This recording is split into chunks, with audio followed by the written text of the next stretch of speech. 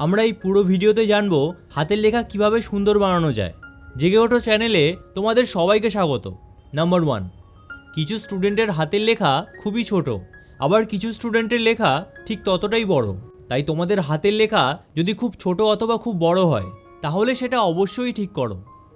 Number 2, কিছু student খুব গায়ে গায়ে লেখে, তারা দুটো শব্দের মধ্যে ঠিক করে গ্যাপ রাখে না, ফলে তাদের লেখা দেখতে খুবই বাজে লাগে। তাই প্রত্যেকটা শব্দের মাঝখানে সমান পরিমাণ গ্যাপ রাখো, তাহলে হাতের লেখা দেখবে অনেক সুন্দর লাগবে।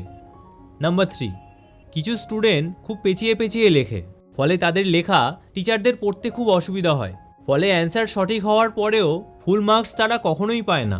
তাই তোমরা এই ক্ষেত্রে গোটা গোটা অক্ষর লেখার প্র্যাকটিস করো, তাহলে তোমাদের লেখা পড়তে কোনো অসুবিধাই হবে না।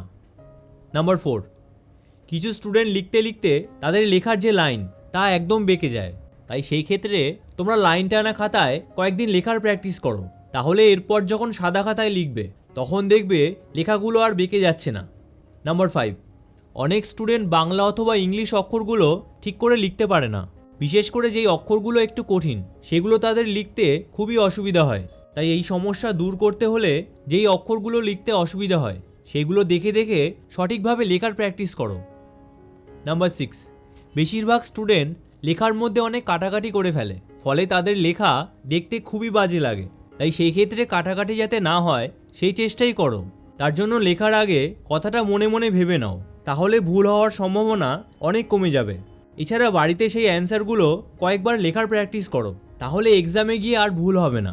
তবে এর পরেও যদি ভুল হয় সেই ক্ষেত্রে অনেক কাটাকাটি না করে একটা দাগ দিয়ে কেটে দাও এবং কিছুটা গ্যাপ দিয়ে তারপর লেখা শুরু করো। তাহলে হ্যান্ডরাইটিং সুন্দর করতে হলে এই পদ্ধতিগুলো অবশ্যই ফলো করো। এবার তোমরা যদি টপারদের পরীক্ষার দিনের রুটিন জানতে চাও তাহলে ডান দিকের ভিডিওটা দেখো, আর যদি এক সপ্তাহের মধ্যেই পুরো সিলেবাস কমপ্লিট করতে চাও তাহলে বাঁ দিকের ভিডিওটা দেখো। তাহলে তোমাদের সাথে ওই ভিডিওতেই দেখা হচ্ছে।